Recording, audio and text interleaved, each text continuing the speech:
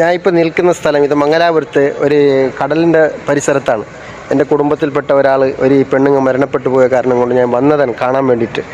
അപ്പോൾ അവിടെ കബറടക്കാൻ വേണ്ടിയിട്ട് ഈ പള്ളിയുടെ പരിസരത്താണ് ഞാൻ വന്നത്. അപ്പോൾ പള്ളിയുടെ മുമ്പ് ആണ് ഈ കടൽ കാണുന്നത്, ഈ പുഴ കാണുന്നത്. നിങ്ങൾക്ക് കാണുമ്പോൾ ഈ സ്ഥലം കാണുമ്പോഴൊക്കെ നിങ്ങൾക്ക് നല്ലൊരു വൈബായിട്ട് തോന്നും. ഏതായാലും എനിക്ക് പറയാനിരിക്കുന്നത്, ഇത്തരത്തിലുള്ള ഒരു നല്ലൊരു സ്ഥലം കാണുമ്പോൾ വല്ലാത്ത കൊതിയാവുകയാണ്. കാരണം ഞങ്ങളൊക്കെ ചെറിയൊരു ടൗണുകളിൽ ചെറിയ ഹള്ളി പ്രദേശങ്ങളിലൊക്കെ ജീവിക്കുന്ന ആളുകളാണ്. അപ്പോൾ ഇത്തരത്തിലുള്ള സ്ഥലങ്ങളൊക്കെ കാണുമ്പോൾ മനസ്സിന് വല്ലാത്ത കൊതി തോന്നുകയാണ്. കണ്ടില്ലേ, അത് ആ സ്ഥലത്ത് കണ്ടില്ലേ, ഒരു ബോട്ട് വന്നിട്ട് അതിൽ നിന്ന് ആളുകളെല്ലാം എന്താക്കാണ്, ഇറങ്ങാണ്. അതിങ്ങനെ അങ്ങോട്ടോ ആ ഭാഗത്തിലേക്ക് എന്താക്കാണ്, ട്രിപ്പ് ചെയ്യാണ് ആ ബോട്ട് ഇങ്ങനെ വന്നിട്ട്.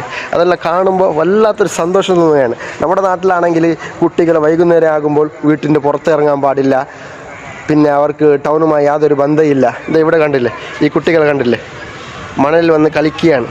ആണുങ്ങളാണെങ്കിലും പെണ്ണുങ്ങളാണെങ്കിലും ഈ സ്ഥലത്ത് കണ്ടില്ലേ, പള്ളിയുടെ പരിസരത്ത് എല്ലാ ആളുകളും ഇങ്ങനെ നടന്നു കൊണ്ടുപോവുകയാണ്. ഇവിടുത്തെ ഒരു അവസ്ഥ കാണുമ്പോൾ നമുക്ക് തന്നെ കൊതിയാവുകയാണ്. നമ്മുടെ നാട്ടിൽ നിന്ന് ഈ നാട്ടിലേക്ക് വന്ന് കുടിയേറ്റ് താമസിക്കാൻ വേണ്ടിയുള്ളൊരു കൊതി തോന്നുകയാണ്. കാരണം അത്രക്കും വൈബാണ് ഇവിടെ. ആളുകളെല്ലാം അവിടെ കണ്ടില്ലേ, ആ കാണുന്ന സ്ഥലത്തൊക്കെ ആളുകളാണ് അവിടെ ഇരുന്നു കൊണ്ടിരിക്കുന്നത്.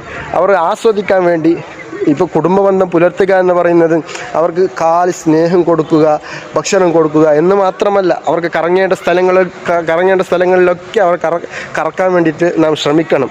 അതുപോലെ തന്നെ അവർക്ക് വേണ്ട എല്ലാ നിലക്കുള്ള സ്നേഹിക്കാനുള്ള, അവർക്ക് മനസ്സിന് സന്തോഷമാകുന്ന ഓരോ സ്ഥലങ്ങൾ ഏതെല്ലാമാണെന്ന് ചോദിച്ച് അവരെ കൊണ്ട് മനസ്സിലാക്കിക്കൊണ്ട് അവരെ കൊണ്ടുപോകാനുള്ളൊരു മനസ്സും നമുക്കുണ്ടായാൽ നമ്മുടെ കുടുംബം നല്ലൊരു ഹാപ്പി ആയിട്ട് ജീവിക്കാൻ കഴിയും. അതുകൊണ്ട് ഇത്തരത്തിലുള്ള സ്ഥലത്തിലേക്ക് നിങ്ങൾ വന്ന് ആസ്വദിക്കാൻ വേണ്ടി പഠിക്കണം. എന്നാലേ ഒരു മനസ്സിലുണ്ടാകുന്ന ടെൻഷനുകളും ബേജാറുകളും വിഷമങ്ങളൊക്കെ നമുക്ക് മാറാൻ കഴിയുന്നു.